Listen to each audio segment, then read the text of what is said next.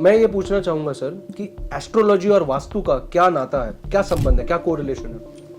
बहुत अच्छा क्वेश्चन पूछा आपने। So vastu is incomplete without astrology, ठीक है। आमतौर पे ऐसा माना जाता है कि दो दिशाएं हैं जो बहुत पावरफुल हैं और दो दिशाएं हैं जो बहुत नेगेटिव और खराब है, वीक है।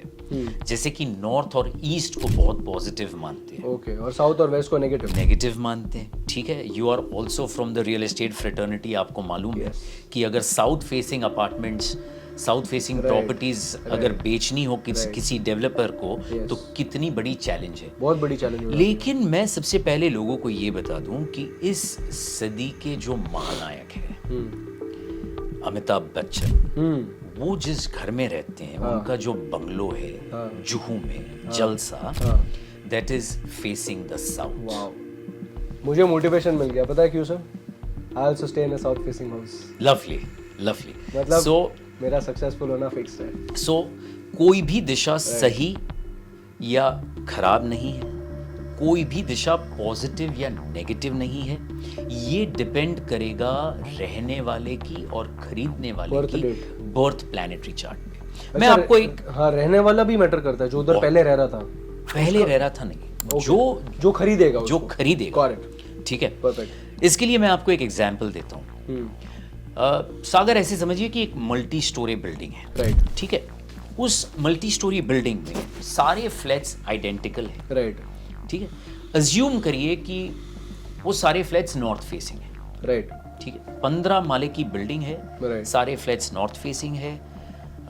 The bathroom location is the same in all those flats naturally, क्योंकि प्लम्बिंग लाइन को चेंज नहीं किया जा सकता। The kitchen is in the same direction, right. थोड़ा बहुत फर्क हो सकता है रूम की एलोकेशन में और फर्नीचर की प्लेसमेंट में। सागर, आपको ऐसा लगता है कि उस बिल्डिंग में रहने वाले सारे लोगों के सक्सेस ग्राफ्स एक सरीके होंगे? नहीं, इम्पॉसिबल। कोई दिवालिया भी हो चुका होगा उसमें, किसी का धंधा बहुत अच्छा भी चल रहा होगा, और कोई मिडिल क्लास भी होगा। बिल्कुल सही, यस, बिल्कुल सही।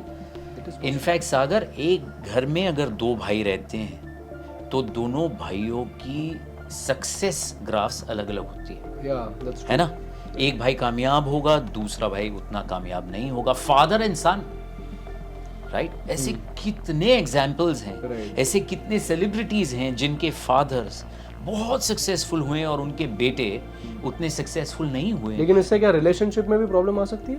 रिलेशनशिप में भी आती है, हेल्थ पे भी आती है, बहुत सारी चीज़ों पे वास्तु की असर होती है। लेकिन सबसे पहले इसे समझ लीजिए, अब ऐसा होता क्यों?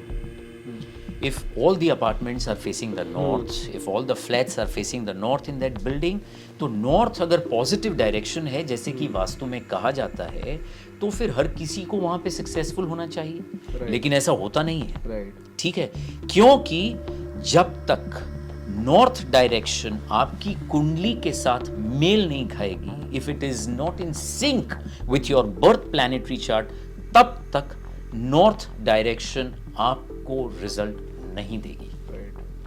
तो आप कहना ये चाहते हो इन द एंड कि जो भी इंसान घर खरीद रहा है, उसको पहले घर खरीदने से पहले उसका वास्तु चेक करवाना चाहिए, उसके बर्थ डेट के साथ प्रॉपर है या नहीं है, उसको वो घर जमेगा या फलेगा या नहीं फलेगा, उसके बाद उसको वो घर खरीदना चाहिए। बिल्कुल, खासकर जिस किसी के भी नाम पे प्रॉपर्टी रजिस्टर होने वाली है, उस बंदे का, उस इंसान की कुंडली देखना बहुत जरूरी है। It is very important. So you know, vastu does not work on thumb rules. Okay. Vastu में कोई भी फिक्स्ड नियम नहीं है जैसे समझाया जाता है, right. ठीक है। And in the end, you know, I would want to say that vastu without astrology is like pizza without cheese or garden without flowers. Taste is spoiled already. But yeah, I mean, like, this is a very good thing that you have told everyone.